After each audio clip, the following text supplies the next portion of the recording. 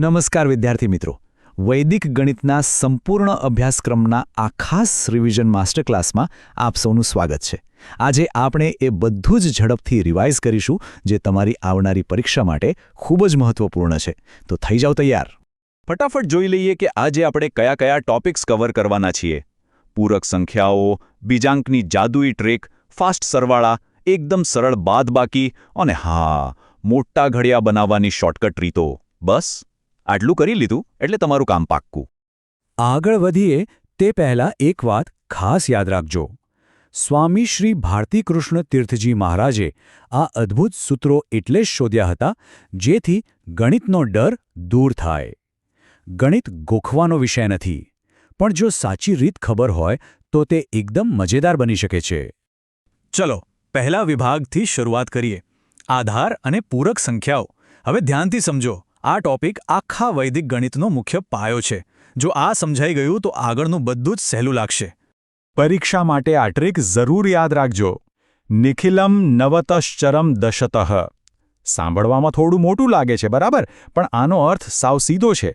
છેલ્લો અંક 10માંથી બાદ કરો અને બાકીના બધા જ અંકો 9માંથી બાદ કરો. બસ આટલું જ કરવાનું છે. આ ઉદાહરણ જુઓ. 63ની પૂરક સંખ્યા શોધવી છે. કોઈ મોટી ગણતરી નહીં. 6ને 9માંથી બાદ કરો અને છેલ્લા અંક 3ને 10માંથી બાદ કરો. શું મળ્યું? 37. છે ને એકદમ જાદુ જેવું? તમારી ગણતરી સેકન્ડોમાં થઈ જશે. હવે આ 3 સિમ્પલ સ્ટેપ્સ મગજમાં ફિટ કરી લો. પહેલું, આધાર નક્કી કરો. બીજું, ડાબી બાજુના અંકોને 9માંથી બાદ કરો. અને ત્રીજું, જમણી બાજુના છેલ્લા અંકને 10માંથી બાદ કરો. આ નિયમ ફોલો કરશો તો ક્યારેય કોઈ ભૂલ નહીં પડે, ગેરંટી. પણ જો સંખ્યાની પાછળ શૂન્ય આવતા હોય તો શું કરવું? મૂંઝાવાની બિલકુલ જરૂર નથી. થોડીવાર માટે એ શૂન્યને ભૂલી જાઓ. બાકીના અંકોની પૂરક સંખ્યા શોધી લો અને પછી જવાબની પાછળ એ શૂન્યો પાછા લગાવી દો. આ પરીક્ષામાં ખૂબ મહત્વપૂર્ણ છે, એટલે ભૂલતા નહીં. હવે આવીએ વિભાગ 2 પર, બીજાંક. પરીક્ષામાં દાખલો ગણ્યા પછી હંમેશા ટેન્શન રહે છે ને કે જવાબ સાચો છે કે ખોટો. તો દાખલો ફરીથી ગણ્યા વગર જ જવાબ ચેક કરવાનું આ એક બ્રહ્માસ્ત્ર છે. બીજાંક એટલે શું? સિમ્પલ. સંખ્યાના બધા અંકોનો સરવાળો કરતા જાઓ જ્યાં સુધી તમને એક જ અંક એટલે કે 0 થી 9 વચ્ચેની સંખ્યા ના મળી જાય. અને હા, ટાઈમ બચાવવા માટેની સુપર ટ્રીક એ છે કે જ્યાં પણ 9 દેખાય તેને 0 માલીને સીધો જ ગણતરીમાંથી કાઢી નાખો. આ સરવાળાનું ઉદાહરણ જુઓ. અહીં પ્રશ્નની સંખ્યાઓના બીજાંકનો આપણે સરવાળો કરીએ અને જે ફાઇનલ જવાબ આવ્યો છે તેનો બીજાંક કાઢીએ. બંને એકદમ સરખા જ આવે છે. જો આ બંને સરખા આવે તો સમજી લેવાનું કે તમારો જવાબ 100% સાચો છે. માર્ક્સ પક્કા. ચાલો હવે વિભાગ 3 તરફ આગળ વધીએ. ઝડપી સરવાળા. મોટી સંખ્યાઓ લાઇનમાં આપેલી હોય ત્યારે સરવાળો કરવામાં ટાઈમ બગડે છે ને? તો હવે આપણે એકાધિકેન પૂર્વેણનો ઉપયોગ કરીને તેને સ્પીડમાં કેવી રીતે ઉકેલવા તે શીખીશું. આ નિયમ બરાબર મગજમાં ઉતારી લેજો. એકાધિકેન પૂર્વેણ એટલે કે પહેલાના કરતાં એક વધારે. જ્યારે આપણે સરવાળો કરતા હોઈએ અને ટોટલ 10થી ઉપર જાય ત્યારે બસ બાજુના અંક પર એક નાનકડું ટપકું મૂકી દેવાનું. આ ટપકું એટલે બીજું કંઈ નહીં પણ +1. હવે ધ્યાનથી સમજો. અહીં જેવો સરવાળો 14 થાય છે, આપણે તરત જ ડાબી બાજુવાળા અંક પર ટપકું મૂકી દીધું અને હવે માત્ર 4ને જ આગળ ગણતરીમાં લઈ ગયા. છે ને કમાલ? આ રીતથી તમારે લાંબી વધીઓ યાદ રાખવાની કોઈ જરૂર નહીં પડે અને ભૂલ થવાનો કોઈ ચાન્સ નથી. હવે આપણો વિભાગ 4, સરળ બાદબાકી. આ ટોપિક બહુ જ ઇન્ટરેસ્ટિંગ છે, કારણ કે આપણે હમણાં જે 2 નિયમો શીખ્યા ને, એકાધિકેન ટપકું અને પૂરક સંખ્યા, આ બંનેનો આપણે અહીં એકસાથે ઉપયોગ કરવાના છીએ. આમાં ટ્રીક એ છે કે જ્યારે ઉપરની સંખ્યા નાની હોય અને નીચેની સંખ્યા મોટી હોય ત્યારે આપણે દસકો નથી લેતા. એની જગ્યાએ આપણે નીચેના અંકની પૂરક સંખ્યા શોધીને તેને ઉપરવાળા અંકમાં સીધી જ ઉમેરી દઈએ છીએ. અને હા, નીચેના ડાબી બાજુના અંક પર એકાધિક ચિહ્ન મૂકવાનું બિલકુલ ભૂલતા નહીં. ફરી એકવાર સ્ટેપ્સ જોઈ લઈએ. જો નીચેનો અંક મોટો હોય તો તેની પૂરક સંખ્યા શોધો, પછી તેને ઉપરના અંકમાં ઉમેરી દો અને ત્રીજું સ્ટેપ, નીચેની લાઇનમાં આગળના અંક પર ટપકું મૂકી દો. બસ દસકો લેવાની કોઈ મગજમારી જ નહીં. આ મોટી સંખ્યાની બાદબાકી જુઓ. જો જૂની રીતથી દસકા લેવા બેઠા હોત તો પેપર પૂરું જ ન થાત. પણ આપણી આ વૈદિક ટ્રીકથી માત્ર પૂરક સંખ્યાઓ ઉમેરતા જાઓ અને ટપકા મૂકતા જાઓ. ગણતરી પાણી જેવી સરળ થઈ જશે. અને હવે આવે છે આપણો છેલ્લો અને સૌથી મજેદાર વિભાગ 5. ઘડિયાની જાદુઈ રચના. 32 કે 45ના ઘડિયા જોઈને પરસેવો છૂટી જાય છે ને? હવે એ ડર હંમેશા માટે ગાયબ થઈ જશે. આ 32નો ઘડિયો જુઓ, આપણે કોઈ ગુણાકાર કર્યો જ નથી. આપણે ખાલી એકમના અંકો અને દશકના અંકોનો અલગ અલગ સરવાળો કરતા ગયા છીએ, અને જ્યાં 10થી ઉપર જાય ત્યાં આપણું પેલું એકાધિક ચિહ્ન એટલે કે ટપકું મૂકી દીધું. જુઓ, ઘડિયો પોતાની મેળે જ જાણે જાદુથી તૈયાર થઈ ગયો. પરીક્ષામાં આખો ઘડિયો લખવાનો સમય ના હોય ત્યારે શું કરવું? ધારો કે તમારે 34×3 કરવા છે, તો સીધો બંને અંકોનો અલગ અલગ 3 સાથે ગુણાકાર કરો અને જવાબોને જોડી દો. વચ્ચેની કોઈપણ લાઇનનો જવાબ તમને સેકન્ડોમાં મળી જશે. તો ચાલો એક ઝડપી રિવિઝન કરી લઈએ. નિખિલમ સૂત્રથી પૂરક સંખ્યા શોધવી, બીજાંકથી જવાબ ચેક કરવો અને એકાધિકેન એટલે કે +1ની રીત. જો આ નિયમો તમે પાક્કા કરી લીધા તો તમારી ગણતરી એકદમ સુપરફાસ્ટ અને 100% સાચી જ પડશે. ફટાફટ નજર કરીએ આજના આપણા એજન્ડા પર. આપણે શરૂઆત કરીશું ગુસાઅથી, પછી જોઈશું લસાઅ, ત્યારબાદ ગુણાકારની એક જબરદસ્ત રીત શીખીશું, વચ્ચે સ્વામીજીનો પરિચય મેળવીશું, પરિશિષ્ટ જોઈશું અને છેલ્લે આખા સેશનનું એક ક્વિક રિવિઝન કરીશું. તો ચાલો શરૂ કરીએ વિભાગ 1, ગુરુત્તમ સામાન્ય અવયવ એટલે કે આપણો ગુસા.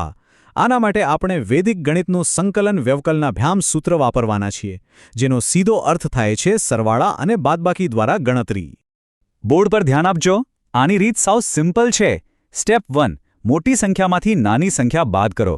સ્ટેપ 2, જે નવો તફાવત મળે તેની સાથે આ જ પ્રોસેસ રિપીટ કરો. ચાલો ઉદાહરણથી સમજીએ. 12 અને 15નો ગુસા શોધવો છે, તો 15માંથી 12 બાદ કરીએ, જવાબ આવે 3.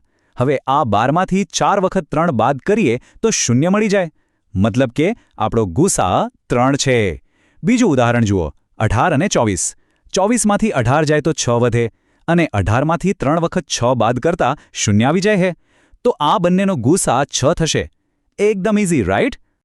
હવે માનો કે સંખ્યા થોડી મોટી છે, જેમ કે 84 અને 60. તો શું કરીશું? Same method. સૌથી પહેલા 84માંથી 60 બાદ કરીએ એટલે 24 મળે. હવે પેલી નાની સંખ્યા 60માંથી 24ના 2 ગુણિત એટલે કે 48 બાદ કરીએ તો બીજો અંતર 12 મળે.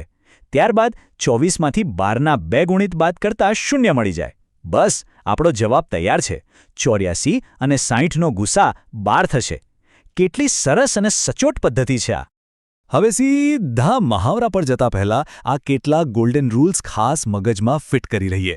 ગુસાઅ એટલે એવી મોટામાં મોટી સંખ્યા જે આપેલ બંને સંખ્યાઓને નિઃશેષ ભાગી શકે. જો બે સંખ્યાઓનો તફાવત નાની સંખ્યા જેટલો જ આવતો હોય તો તે નાની સંખ્યા જ સીધી તેમનો ગુસાઅ બની જાય. બીજું, કોઈપણ બે અવિભાજ્ય સંખ્યાઓનો ગુસાઅ હંમેશા એક જ થાય, અને કોઈપણ બે ક્રમિક સંખ્યાઓ એટલે કે લાઇનમાં આવતી સંખ્યાઓનો ગુસાઅ પણ એક જ મળે. અહીં આપણે મહાવરો 1 અને 2ના તમામ દાખલાઓના જવાબો જોઈ શકીએ છીએ. એક મજાનો વ્યવહારુ દાખલો લઈએ, માળીવાળો. તેમાં 84 અને 105નો ગુસા 21 મળે છે. મતલબ કે માળીએ વધુમાં વધુ 21 પુષ્પગુચ્છ બનાવ્યા હશે. એ જ રીતે પેલા ઓરડાને લંબાઈવાળા દાખલામાં 250, 300 અને 400નો ગુસાળા 50 થાય છે. પ્રેક્ટિસ કર્યા પછી જાતે ગણતરીઓ ચકાસવા માટે આ ટેબલનો ખૂબ સરસ ઉપયોગ કરી શકાય છે. ચાલો આગળ વધીએ વિભાગ 2 તરફ. લઘુત્તમ સામાન્ય અવયવી, જેને આપણે લસા કહીએ છીએ. આના માટે આપણે અનુરૂપેણ સૂત્રનો ઉપયોગ કરવાના છીએ. આ મેથડ તો ગુસા કરતાં પણ વધુ રસપ્રદ છે. આમાં આપણે બે સંખ્યાઓને અંશ અને છેદ તરીકે લખીને તેનું અતિ સંક્ષિપ્ત સ્વરૂપ મેળવવાનું છે, અને પછી સિમ્પલ ચોકડી ગુણાકાર કરવાનો છે. ઉદાહરણ તરીકે 15 અને 18. 15/18 લખીએ તો તેનું નાનું સ્વરૂપ 5/6 થાય. હવે ચોકડી ગુણાકાર કરો. 15 × 6 બરાબર 90. તેવી જ રીતે 12 અને 16. 12/16 એટલે 8 વડે છેદ ઉડાડતા 3/4 મળે. ચોકડી ગુણાકાર કરીએ. 12 × 4 બરાબર 48.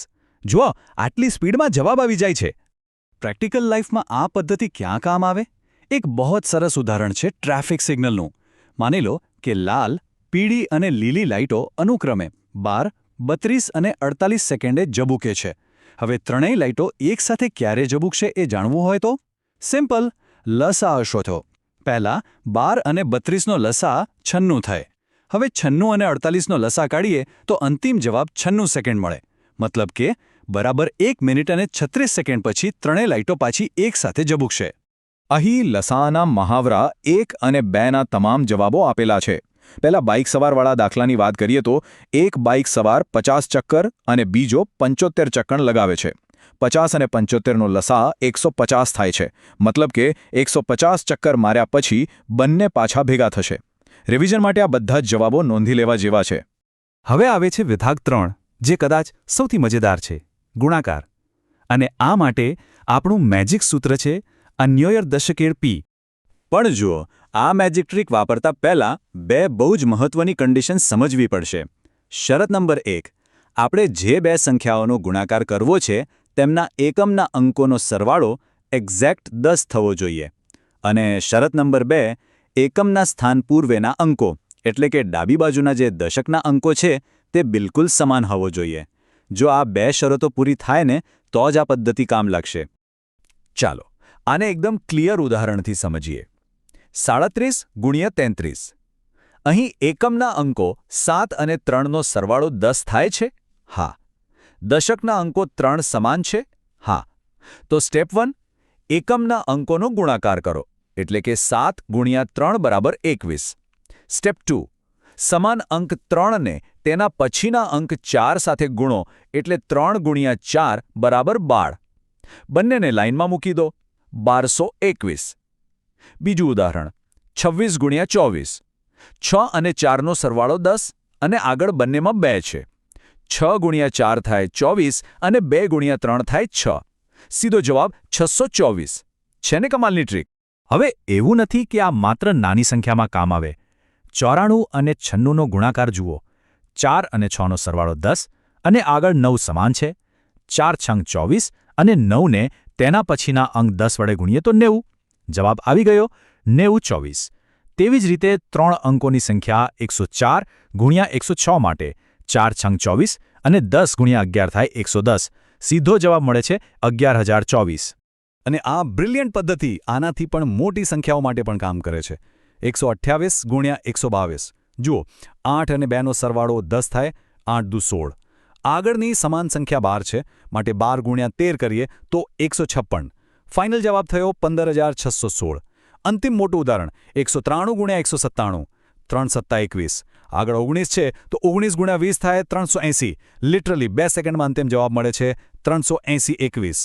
અહીં આ ગુણાકારના મહાવરાના જવાબો આપેલા છે.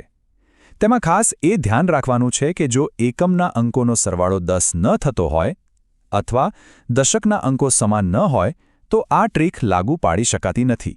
આ કોષ્ટક પરથી કયા દાખલામાં આ નિયમ લાગુ પડશે અને કયામાં નહીં તેનું આપણે જાતે સચોટ પરીક્ષણ કરી શકીએ છીએ. ગણિતના આ જાદુ પછી આપણે એ મહાન વ્યક્તિત્વ વિશે જાણવું જ જોઈએ જેમણે આ બધું આપણને આપ્યું છે. વિભાગ 4, સ્વામીજીનો પરિચય. આ સંપૂર્ણ મહાન કાર્ય જગદગુરુ શંકરાચાર્ય સ્વામી ભારતી કૃષ્ણ તીર્થજીએ કર્યું હતું. તેમણે અથર્વવેદનો ખૂબ ઊંડો અભ્યાસ કરીને વૈદિક ગણિતના 16 મૂળ સૂત્રો અને 13 ઉપસૂત્રોની રચના કરી. 1953માં તેમણે વિશ્વ પુનર્નિર્માણ સંઘની સ્થાપના કરી અને અમેરિકાથી લઈને ઇંગ્લેન્ડ સુધી આ જ્ઞાન ફેલાવ્યું. ફેબ્રુઆરી 1960માં તેમનું અવસાન થયું, પરંતુ તેમનો આ મહામૂલ્ય વારસો આજે પણ આપણા માટે ગણિતને સાવ રમત જેવું બનાવી રહ્યો છે. હવે આવીએ પાઠ્યપુસ્તકના અંતિમ ભાગ પર. વિભાગ 5, પરિશિષ્ટ, જેમાં બધા જ સૂત્રો અને તેની ઉપયોગિતા દર્શાવેલ છે. પરિશિષ્ટના આ ભાગમાં મૂળ સૂત્રો, તેમના અર્થ અને ક્યાં ઉપયોગ થાય છે તે લિસ્ટ કરેલું છે. ઉદાહરણ તરીકે એકાધિકેન પૂર્વેણ, જેનો અર્થ છે પહેલા કરતાં એક વધારે દ્વારા. આ કોષ્ટકો એક માસ્ટર રેફરન્સ ગાઇડ તરીકે કામ કરે છે. ગુણાકાર, ભાગાકાર, વર્ગ કાઢવો હોય કે સમીકરણો ઉકેલવા હોય, કયું સૂત્ર ક્યાં વાપરવું તેનું આખું માર્ગદર્શન અહીં મળી રહે છે. છેલ્લો અને અગત્યનો વિભાગ, વિભાગ 6, પુનરાવર્તન, એટલે કે આખા સેશનનું એકદમ સ્પીડમાં રિવિઝન. આપણે આજે શું શીખ્યા ફટાફટ રિવાઇઝ કરી લઈએ. પહેલું, આપણે સંકલન વ્યવકલન અભ્યામ એટલે કે બાદબાકીની રીતથી બહુ જ સરળતાથી ગુસાહ શોધતા શીખ્યા. બીજું, આનુરૂપીય સૂત્ર દ્વારા સંખ્યાઓનો ગુણોત્તર કાઢીને સિમ્પલ ચોકડી ગુણાકારની મદદથી લસા શોધતા શીખ્યા. અને ત્રીજું, અન્યોયર ડેશિકેડઅપીની મદદથી અમુક ચોક્કસ શરતો ધરાવતી સંખ્યાઓનો માત્ર સેકન્ડોમાં ગુણાકાર કરવાની મેજિક ટ્રીક જોઈ. પણ એક વાત હંમેશા યાદ રાખજો, ગણિતમાં સ્પીડ અને સચોટતા ફક્ત અને ફક્ત સતત પ્રેક્ટિસથી જ આવે છે. સ્પર્ધાત્મક પરીક્ષાઓમાં ટાઈમ બચાવવો હોય તો આ વૈદિક પદ્ધતિઓનું રોજિંદુ પુનરાવર્તન બહુ જ જરૂરી છે. આ જ પરીક્ષામાં સક્સેસ મેળવવાની સાચી ચાવી છે. તો આ સાથે આપણો આ માસ્ટર ક્લાસ અહીં પૂર્ણ થાય છે. પણ જતાં જતાં એક વિચારવા જેવો પ્રશ્ન મૂકતો જાઉં છું. સ્વામીજીએ આપેલા 16 પ્રાચીન વૈદિક સૂત્રોમાંથી બીજું એવું કયું સૂત્ર હશે જે આધુનિક ગણિતની ગણતરીઓમાં આવનારી નવી ક્રાંતિ લાવી શકશે? આ એક એવો પ્રશ્ન છે જેના પર ચોક્કસથી વિચારી શકાય. જ્ઞાન મેળવતા રહો, પ્રેક્ટિસ કરતા રહો અને ગણતરીઓને સરળ બનાવતા રહો. આવજો.